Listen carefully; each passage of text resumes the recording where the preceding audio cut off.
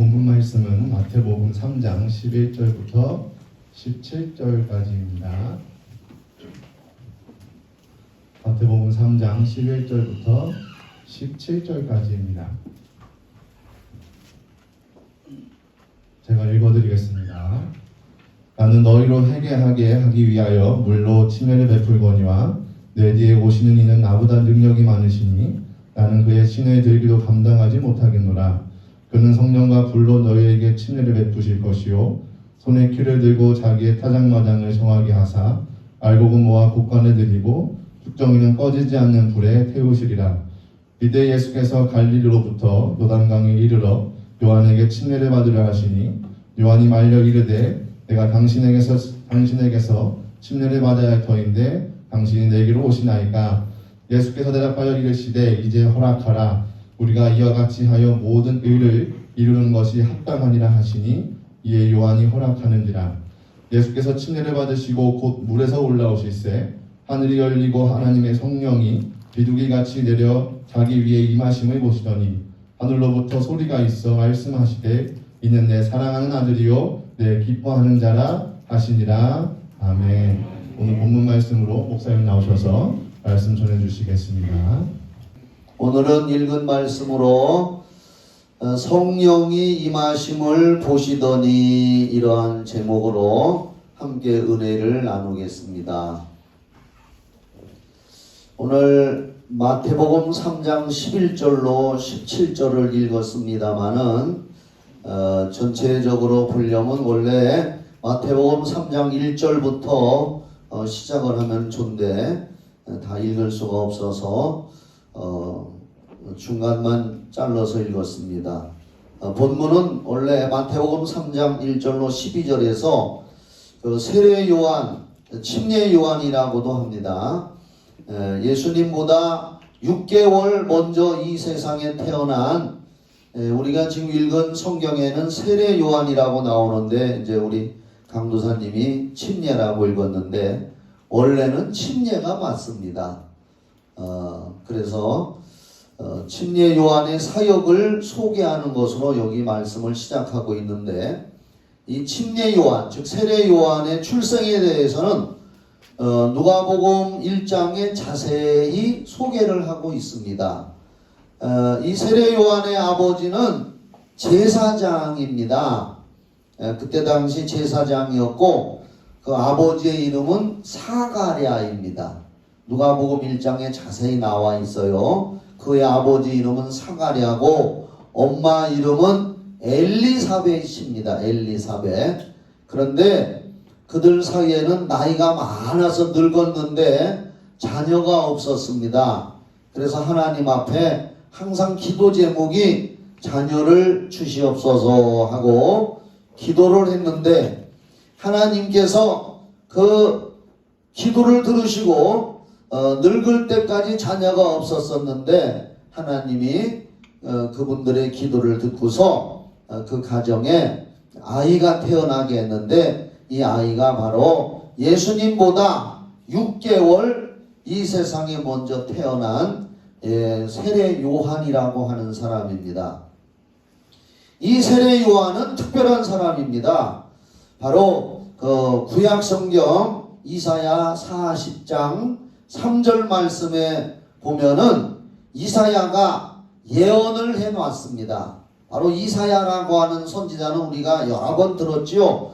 예수님이 이 세상에 태어나기 전 700년에서 750년 전에 구약시대 사람으로서 예수님이 오셔서 처녀 마리아의 몸에 처녀의 몸에 태어날 거라고 이사야서 7장 14절에 미리 예언을 했었습니다.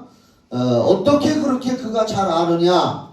하나님의 성령이 그를 감동하고 지배하셔서 하나님의 말씀을 예언하게 했는데 이사야 7장 14절에 이사야가 예수님은 처녀의 몸에 태어날 거라고 예언이 되어 있었고 또 그 중에 이 세례 요한은 이사야 40장 3절에서 광야에 외치는 자가 있을 것이다 라고 예언을 했는데 사실 이 세례 요한은 광야에 나가서 사람들에게 외치는 소리였습니다.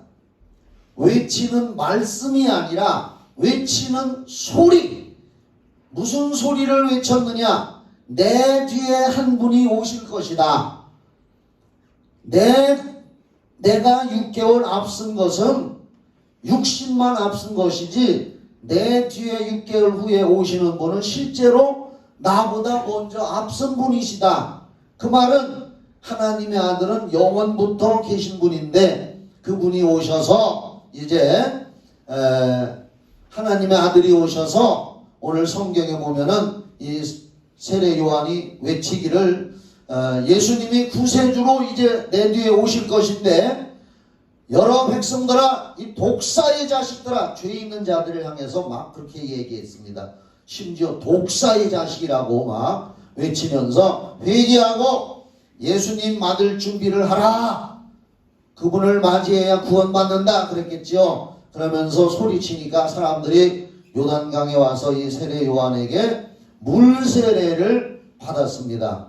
마음을 정결하게 하고 회개하는 의미로 구원의 의미로 구원받은 사람이 침례받는 의미가 아니라 마음을 정결하게 하고 예수님을 맞이하겠다는 마음의 자세로 요단강에서 이 요한에게 사람들이 세례를 받았기 때문에 세례 요한 또는 침례 요한이라고 합니다. 그러니까 이 요한이 베푼 세례는 우리가 구원받은 표로 물 침례를 받는 의미가 아니라 구원을 받은 다음에 구원받았다는 표로 침례를 받는 것이 아니라 예수님을 맞이하기 위한 마음의 준비 자세로 마음을 정결하게 하라 라고 하는 의미로서 침례를 받은 것입니다. 제가 이제 세례 침례를 자꾸 혼동하니까 하나로 알아들으시기 바랍니다. 특히 이 침례 요한은 요한복음 1장 29절에 요한복음 1장에도 그 침례 요한의 사역이 나와요. 예수님이 이제 그 침례 요한이 요단강에서 사람들에게 막 세례를 주는데 예수님이 그때 이제 예수님도 세례를 받으러 왔어요. 요단강에. 그러니까 사람들을 향해서 소개를 합니다. 예수님을 알아보고 요한복음 1장 29절에 보라 세상 죄를 지고 가는 하나님의 어린 양이로다 하면서 소리를 칩니다. 그리고 뭐라고 하느냐? 나도 그를 알지 못했는데 나보고 세례를 주라고 하신 하나님이 하나님이잖아요. 그러니까 하나님이 네가 요단강에서 사람들에게 세례를 주다 보면은 어떤 한 분이 와서 세례를 받을 건데 그분에게 성령이 임할 것이다. 그분이 바로 하나님의 아들이다. 그래서 나도 그분을 증거하기 위해서 세례를 주는 것이다 라고 이렇게까지 얘기했습니다. 그래서 특히 오늘 말씀에 보면은 예수님을 침례 요한이 이렇게 소개하면서 나는 물로 세례를 주지만 내 뒤에 오시는 그분은 성령과 불로 세례를 주실 것이다. 이렇게 소개를 하고 있습니다. 예수님은 성령과 불로 세례를 주시는 분이다. 나는 너희로 회개케 하기 위해서 물로 세례를 주지만 내 뒤에 오시는 그분은 성령과 불로 장차 세례를 주시는 분이다. 그래서 이제 이런 와중에 침례 주는 중에 아까도 얘기했지만 예수님이 요단강에서 세례를 받았어요.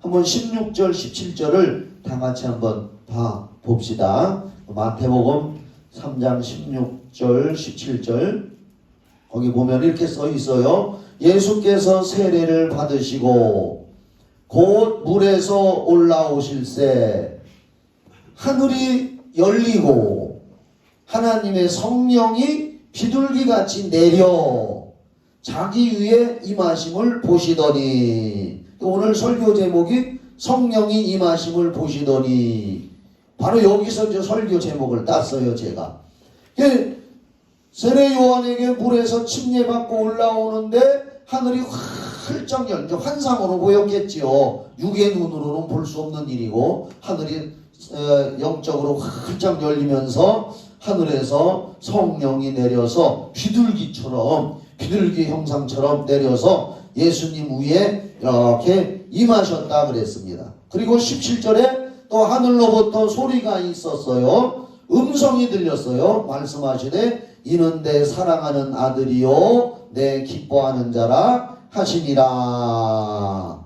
그러니까 예수님이 침례 받을 때에 하늘이 활짝 열리면서 성령이 예수님한테 비둘기가 내려앉듯이 예수님에게 성령이 임하시는 걸 세례 요한이 본 거예요. 영적으로.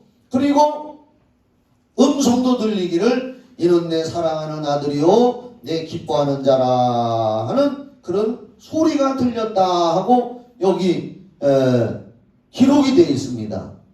그러니까 보세요. 여기에 요 읽은 16절 17절 말씀에 예수님 나오셨지요. 성령님 나오셨지요. 아버지 하나님의 음성이 들렸지요. 내 사랑하는 아들이니 하니까 하나님 아버지가 거기 등장하시지요. 예수님은 직접 침례 받으셨지요. 성령이 임하셨지요. 삼위가 이렇게 일체로 요 말씀 중에 나타나고 있습니다. 할렐루야. 이렇게 아시기 바랍니다. 그러니까 삼위일체 한 분이신 그 한 분 중에 예수님이 이 땅에 오실 때도 우리가 지난주에도 살펴봤어요. 예수님이 처녀의 몸에 성령으로 잉태돼서 이 땅에 태어나셨고, 정확하게 말하면 나타나셨고, 그분이 태어나셨을 때에 성령이 또 성도 하나님이 예수님 안에 계셨습니다. 오늘 읽은 16절 17절 말씀에도 예수님, 성령님, 아버지 이렇게 삼위가 일체가 되셔서 요 말씀에 나오고요.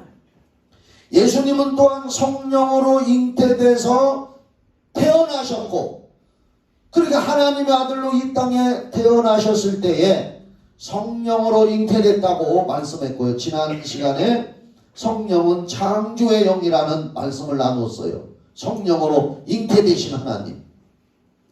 그리고 성령으로 잉태된 예수님 안에 예수님 성자이신데 그 안에 성령과 성부가 함께 하신다고 말씀했습니다. 그런데 오늘 잘 들어보셔요. 그런데 오늘 요단강에서 요한에게 침례를 받을 때 또라는 말에 주목을 해야 돼요. 또 성령이 임하셨다고 기록합니다. 오늘 키워드 하나.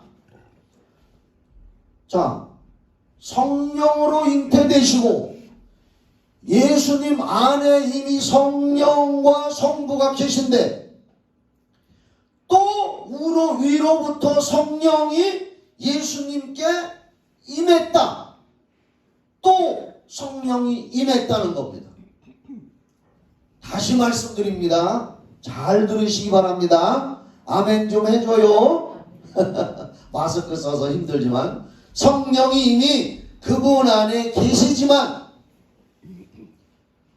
침례받는 순간에 또 성령이 위로부터 임하셨다고 오늘 여기 성경에는 기록을 하고 있습니다. 이게 무슨 뜻입니까? 오늘 본문 읽은 말씀 중에도 그 11절을 한번 봐봐요. 11절 띄워줘 봐요. 11절. 그 본문에도 11절에 보면 나는 세례 요한이 얘기해요. 나는 너희로 회개케 하기 위하여 물로 세례를 베풀거니와 내 뒤에 오시는 이는 나보다 능력이 많으시니 나는 그의 신을, 그러니까 신발끈도 엎드려서 그 앞에서 풀기도 감당치 못하는 나는 낮은 자다 작은 자다 그 말이요. 감당하지 못하겠노라. 그러면서 예수는 그 말이요. 그는 성령과 불로 너희에게 세례를 베푸실 것이요. 그러니까 예수님은 성령과 불로 세례를 주시려고 요단강에서 세례 받을 때 예수님 안에 성령이 계셨지만 또 능력으로 성령이 위로부터 임하셨다는 얘기입니다. 이해하셨으면 아멘. 그러니까 잘 이해를 돕기 위해서 예를 들으면 내가 남에게 사랑을 베풀려면 내 안에 사랑이 가득 차 있어야 내 마음 안에 있는 사랑을 남에게 나눠줄 수가 있습니다. 아멘이죠? 내가 남에게 기쁨을 주고 웃음을 줄 수 있으려면 내 안에 기쁨이 있어야 되고 내 안에 웃음이 있어야 내가 남에게 기쁨을 나눠주고 웃음도 전해줄 수가 있습니다. 그 말은 내게 기쁨으로 웃음으로 내 안에 충만히 채워져야 한다는 겁니다. 무엇이나 내게 있는 것을 남에게 줄 수가 있는 것입니다. 지난주에 무슨 일이 하나 있었는데 저하고 초등학교 때 고향 사람이고 친구가 있는데 그 친구가 교회를 부인이 권사님이고 다른 교회 권사님인데 친구가 이제 부인 따라서 그냥 교회만 왔다 갔다 하는 수준입니다. 전화가 왔어요.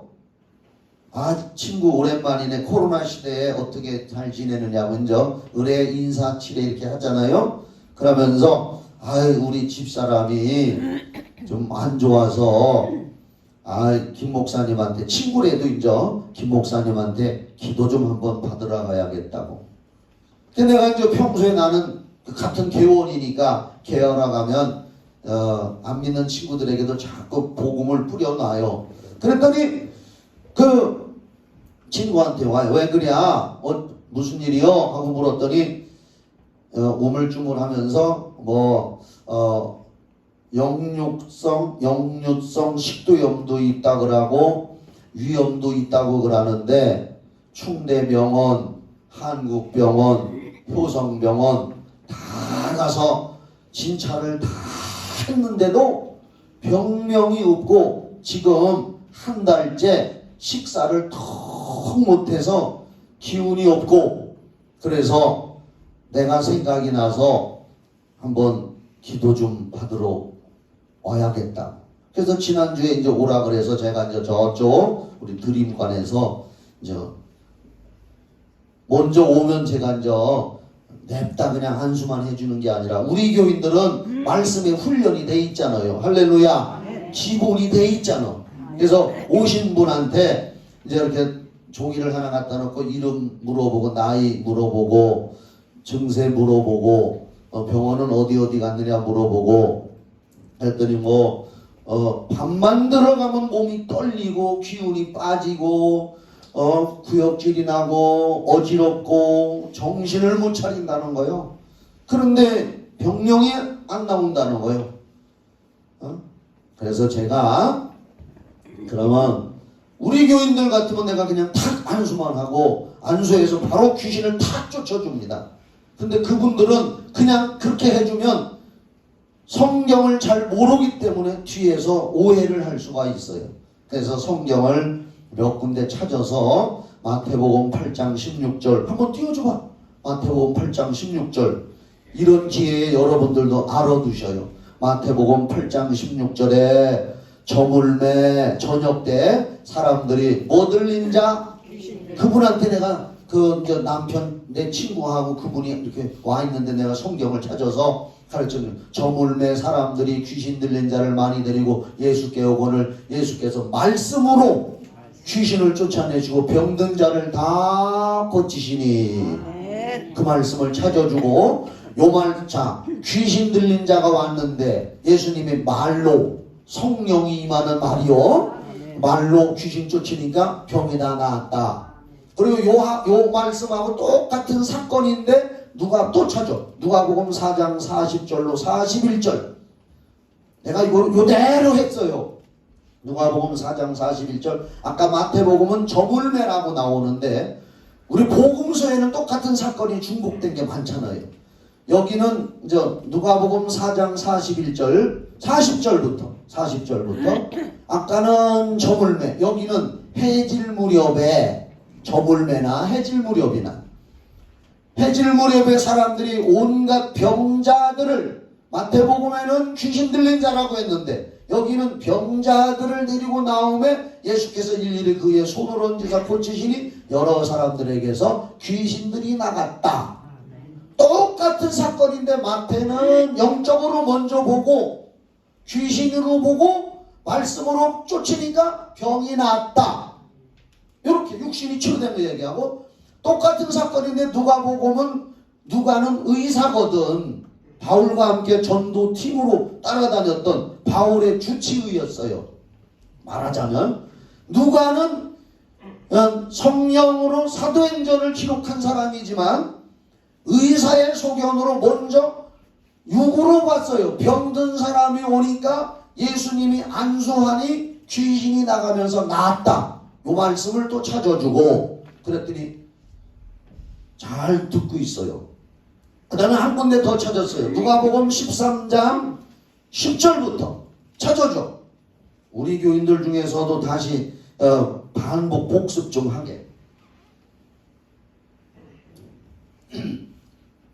예수께서 안식일에, 오늘날로 말하면 주일날에 안식일에 한 회당에서, 교회에서 가르치실 때에, 그전 개혁한 노래는 18년이라고 나와. 그래서 이제 욕하는 것 같으니까 요새는 바뀌었어. 18해 동안이나 뭐 들려? 귀신 들려 앓고 꼬부라져 조금도 펴지 못하는 한 여자가 있더라. 그래서 내가 그분한테 이렇게 가르쳤어요. 자, 귀신 들려를 손가락으로 가려봅시다. 가려보고 읽어봐요. 다 같이 시작. 18해 동안이나 앓으며 꼬부라져 조금도 펴지 못하는 한 여자가 있더라. 그리고 손을 딱 띄고 읽으니까 아하, 귀신 들려 라고.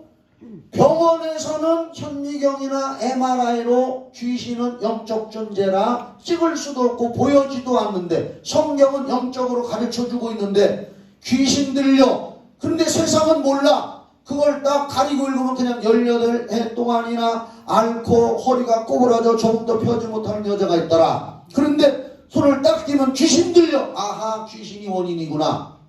그래서 예수께서 보시고 불러 이르시되 여자여 내가 병에 소용없다 하시고 안수하시니 여자가 곧 펴 하나님께 영광을 돌리는지라. 그분한테 이제 그 말씀을 가르쳐주고, 그러면 권사님, 병원에서 영육성 식도염이나 위염이라고 했는데 아까 귀신 들려 앓고 꼬부라졌다고 했는데, 그러면 영육성 식도염 위험 귀신이나 하면 되지 않느냐고. 그랬더니 성경을 가르쳐주니까 이제 그렇지요. 그래서 저 그쪽 방에 가서 제가 남편 보고 뒤에 안수기도 하면 넘어지는 사람도 있어요. 누가복음 4장 35절에 예수님이 귀신을 탁 꾸짖으니까 귀신이 쑥 빠져나갈 때 사람이 뒤로 넘어졌어요. 그래서 남편한테 뒤에 서서 혹시 넘어지거나 이렇게 받아놓으라고 내가 손을 얹고 예수 이름으로 귀신아 나가라 했더니 막 덜덜덜덜 떨면서 막 소리도 나오면서 탁 넘어갔어요. 이렇게 안수기도 해주고 한참 기도해주고 같이 방언하시오 하고 물어보니까 방언 못하는데요. 그래서 내가 방언할 테니까 방언 나오면 기도하라고. 그래서 방언으로 막 기도하니까 그 여자도 권사님이지 방언이 툭 터졌어요. 할렐루야. 아멘. 이런 때는 아멘 좀 해줘. 할렐루야 좀 해줘야지. 그래서 이제 보내고 아직은 잘 모르는데 어떻든 간에 내게 말씀과 성령이 계시니까 내가 무언가를 이렇게 해줄 수가 있습니다. 내가 아무것도 모르고 성령의 역사도 모르고 내게 이런 말씀의 권세가 없다면 내가 잘난 건 아니지만 하나님의 성령이 나를 쓰시기 때문에 내가 이렇게 줄 수가 있는 겁니다. 바로 성령 세례는 예수님이 주시는 것입니다. 침례 요한이 증거처럼 그분은 불과 성령으로 주시는 불과 성령으로 세례를 주시는 분이라고 소개했는데 예수님은 성령이 그 안에 계시고 성령으로 잉태했지만은 또 요단강에서 침례받을 때 성령이 위로부터 능력으로 임했다는 건 무슨 얘기냐? 바로 예수님은 성령이시지만, 성령이 계시지만 바로 우리에게 성령 세례를 주시기 위해서 요단강에서 사역을 위해서 성령의 능력을 위로부터 또 받으신 것입니다. 그래서 누가복음 4장 18절로 19절에 뭐라고 기록했느냐? 들어보세요. 주의 성령이, 예수님이 이렇게 말씀해요. 주의 성령이 내게 임하셨으니, 성령이 안에 계신데도 누가복음 4장 18절 19절에 주의 성령이 내게 임하셨으니 이는 가난한 자에게 복음을 전하게 하시려고 내게 기름을 부으시고 나를 보내서 포로된 자에게 자유를, 눈먼 자에게 다시 보게 함을 전파하며 눌린 자를 자유롭게 하고 주의 은혜의 해를 전파하게 하려 하심이라 하였더라. 여기 보면은 누가복음 4장 18절에 주의 성령이 내게 임하셨으니, 성령으로 내게 기름을 부으셨으니, 아니 성령으로 잉태되고 성령이 아버지와 성부와 성령이 자기 안에 계신데도 요단강에서 성령이 또 임하시고, 주의 성령이 내게 임하시고 내게 기름을 부으셨다. 왜? 불과 성령으로 장차 우리에게 세례를 베푸실 능력자로 사역을 위해서 성령이 그분에게 요단강에서 임하신 줄 믿으시기 바랍니다. 아멘. 그러니까 이런 말씀이 되는 거예요. 성령 세례는 믿고 구원받은 사람에게만 주시는 주님의 새로운 은혜와 축복인 줄 믿으시기 바랍니다. 아멘.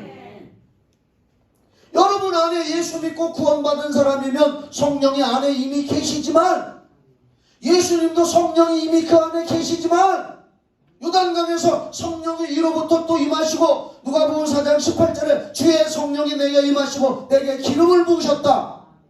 능력이 임하셨다. 나보다 능력이 많다고 세례 요한이 그렇게 고백을 한 겁니다. 그래서 사도행전 1장 4절로 5절을 보면 잘 들어보세요. 사도와 같이 모이사, 누구와 모여? 예수님이 사도와 같이 모이사, 사도들은 예수님을 따라다니며 예수 믿고 구원받은 사람이요, 이미 십자가 사건 이전에 그들은 구원받았다고 볼 수 있어. 왜? 예수님을 믿었기 때문에. 성경적으로 내가 가르쳐 줄게요. 사도와 같이 모이사 그들에게 분부하여 이르시되 예루살렘을 떠나지 말고 내게 들은 바 아버지의 약속하신 것을 기다리라. 이미 사도들에게 그 말을 했어. 사도들에게. 예수님 믿고 구원받고 그들은 이미 십자가 사건을 경험한 사람들이요, 그들에게 아버지 약속하신 것 성령을 기다리라. 요한은 물로 세례를 베풀었으나 너희는 몇 날이 못되어 성령으로 세례를 받으리라 하셨느니라. 사도들에게 이 말을 했단 말이에요. 성령 세례를 받을 것이다. 이미 예수님을 믿고 구원받은 제자들입니다. 사도는 제자들입니다. 요한복음 15장 3절에 이런 말씀이 있어요. 사도들에게, 제자들에게 예수님이 이런 말씀을 하셔요. 너희는 내가 일러준 말로 이미 깨끗하여졌으니, 바로 내가 일러준 말로 이미 깨끗해졌으니 이 깨끗해진 제자들에게 성령 세례를 약속하신 것입니다. 사도행전 1장 8절에 오직 성령이 너에게 임하시면 할 때 너희에게 임하시면 너희가 권능을 받고 예루살렘과 온 유대와 사마리아와 땅끝까지 내 증인이 되리라. 성령이 너희에게 임하시면 너희가 권능을 받고 할 때 너희가 누구냐? 이미 예수 믿고 예수의 피로 죄사함 받고 구원받은 제자들에게 너희가 성령을 받으면 권능을 받고 내 증인이 되리라. 이미 보세요. 예수 믿고 구원받은 사람에게는 성령이 이미 내주하셔. 다시 말씀드립니다. 예수님이 성령으로 잉태되고 성령으로 태어나시고 성령이 그 안에 계신데도 요단강에서 성령이 또 위로부터 임하셨다 그 말이요. 이해하십니까? 그렇다면은 우리도 예수 믿고 구원받아서 성령이 이미 우리 안에 계시지만 또 성령의 권능, 능력, 세례를 필요로 한다는 얘기입니다.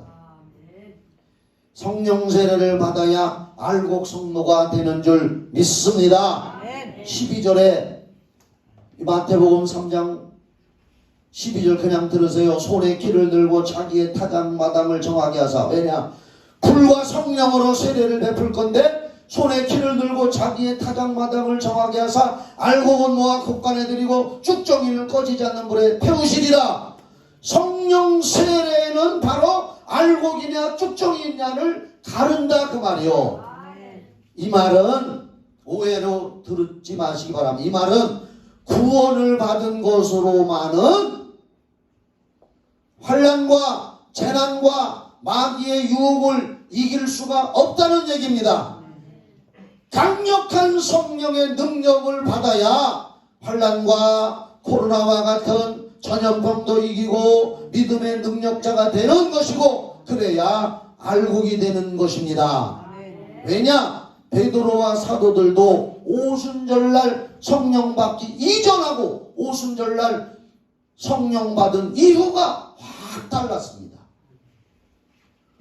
오순절 이전에도 그들은 이미 갈보리산에 예수 십자가 보혈의 피로 구원받은 사람들이고 제자들. 그런데 오순절 이전에 그들은 비겁하게 도망가고 다 숨어버렸었습니다. 그러나 오순절 성령을 받은 이후에 그들은 담대하게 나가서 복음을 전하고 순교했습니다. 알곡이 됐습니다.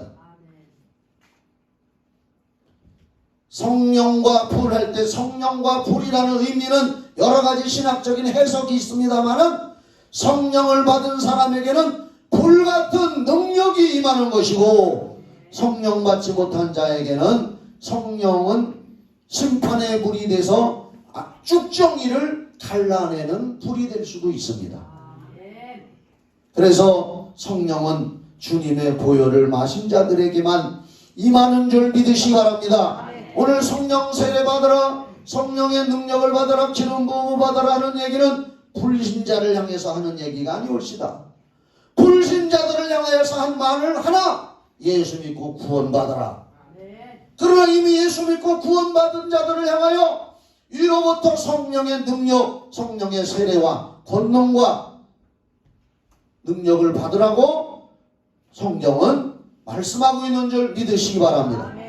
다시 말씀드려서 요한복음 14장 16절 17절에 성령은 주님의 보혈을 마신 자들에게만 임한다고 제가 아까 말했는데 요한복음 14장 16, 17절에 내가 아버지께 구하겠으니 그가 또 다른 보혜사를 너희에게 주사 영원토록 너희와 함께 있게 하시리니 할 때 여기 너희도 예수 믿고 구원받은 사람들에게 말씀하고 있습니다. 그는 진리의 영이라 세상은 능히 그를 받지 못하나니. 보세요. 세상이 뭐냐? 불신자들은 능히 받지 못하나니 이는 그를 보지도 못하고 알지도 못함이라. 그러나 너희는 예수 믿고 구원받은 너희는 그를 아나니 그는 너희와 함께 거하시며 또 너희 속에 계시겠습니다. 그러니까 예수 믿고 그 보혈의 공로를 의지하고 구원받은 사람들에게는 성령 세례를 얼마든지 구하고 간구하면 하나님이 주신다는 것인 줄 믿으시기 바랍니다. 그래서 믿는 자가 세상을 향하여 성령의 권능을 나타내고 성령으로 증인이 돼야 됩니다. 복음의 씨를 뿌리면 금방 열매를 맺는 것도 있지만 오래 있다가 열매를 맺는 경우도 있습니다.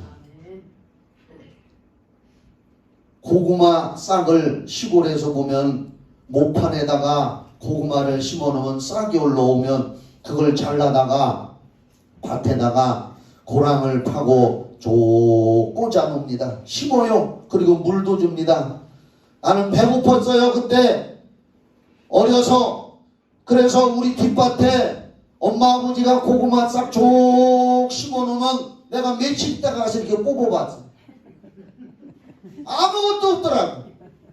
정말 어려서 몰랐으니까 심어놓으면 금방 열리는 줄 알았어. 며칠 있다 가서 살며시 뽑아보니까 아무것도 없어. 그래서 내가 뒤로 꼽아놨어. 그것이 가을에 가니까 고구마가 열매가 맺히더라고요. 소리 맞고 그때 고구마 캐잖아요. 소리 오고 할 때 심어놓으면 오래 몇 개월 있다가 열매를 맺습니다.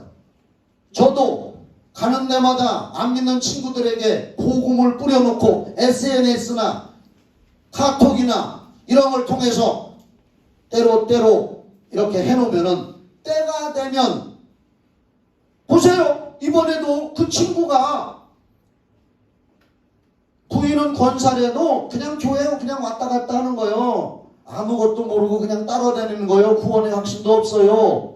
아무것도 모르고 그냥 다녀요. 그런데 내가 거기서 성경은 살아계신, 그때 이제 성령이 막 역사하니까 나도 이제 그때 이제 복음을 증가하는 거예요. 한 영혼이 중요하잖아요. 네 교회 내 교회가 떠나서 성경은 살아계신 하나님의 말씀입니다. 성경대로 지금 되고 있는 겁니다. 이 얘기는 뭐냐? 내 친구한테 들어보라는 얘기요. 너 그냥 교회만 왔다 갔다 건성건성 그냥 댕기지 말고 진짜 예수님한테 자기를 헌신하고 드리고 믿고 구원받으라는 얘기요. 그러니 그동안 남편 때문에, 이건 내가 혼자 생각해, 남편 때문에 얼마나 기도했겠어요. 교회는 따라와도 이런 거 다 하고 그냥 따라오기만 했는데 자기 아픔을 통해서 하나님의 성령이 막 역사해서 귀신이 떠나가고 방언 못한다고 했는데 방언이 툭 터져서 방언을 하고 하니까 옆에서 보고 있을 때 성경은 살아계신 하나님 말씀이다. 내가 그래서 그 친구도 나중에 기도를 해줬어요. 친구야, 너도 기도받아. 한 가정의 가장이 제일 중요한 거예요. 가장. 네 부인은, 권사님은 너의 주변의 울타리요. 울타리가 아픈 건 네가 아픈 거요. 기도를 해줬어요. 그 말은 뭐냐? 앞으로 예수님한테 헌신하고 진짜 구원받아서 예수 잘 믿으라는 얘기요. 증거가 있잖아요. 증거가. 성령 받은 증거가 있잖아요. 오늘 사랑하는 여러분, 믿는 자가 세상을 향해 성령의 권능을 나타나고 증거해서 성령으로 죄를 이기고 거룩함을 나타내면, 그러려면 성령 충만 받으시기를 바랍니다. 안 받는 것보다는 나아요. 비판의 영으로 충만한 사람은 언제나 남을 비방하기를 좋아합니다. 불평불만의 영으로 충만한 사람은 언제나 불평불만만 터져나옵니다. 포악의 영으로 충만한 자는 남을 향하여 온유하지 못하고 순간적으로 포악의 영의 성품을 드러내서 악의 형상을 드러냅니다. 기독교를 가장한 무당의 영으로 채워진 사람은 사사로이 무엇을 아는 척하고 예언을 한다고 하지만 점치는 사람들이 엄청이 많습니다. 특히 목사가 된 사람들 중에서도 가문의 그 가정에서 무당이 있던 사람들은 그 목사님이 목사가 됐는데 예언을 잘한다고 하면은 틀림없이 거의 무당의 영이 들어가서 성령을 가장해서 예언하는 사람들이 참 많이 있습니다. 한국 교회에 이게 문제가 많이 있습니다. 오직 말씀이요. 오직 말씀이요. 말씀이 제일 중요합니다. 무당의 영으로 채워지면은 성령 행세를 하면서 사사건건 사사로이 예언을 해서 사람을 혼란하게 하는 사람들이 얼마나 많이 있는지 모릅니다. 오늘 아침에도 우리 강도사님한테 무슨 얘기 들었어요. 어떤 기도원에서 누가 기도해 주면서 당신 회개해야 된다. 회개하고 하나님 앞에 100만 원 드리란다고. 여러분, 이건 다 거짓입니다. 성경에는 마음에 스스로 작정한 대로, 네가 작정했으면 네가 작정한 대로 드려라. 할렐루야. 하나님이 작정해서 얘기해 줄 것 같으면 다 여러분들한테 다 1000만 원씩 냐 1억 냐 다 하지 뭐. 그럼 교회들마다 다 떼부자 되게.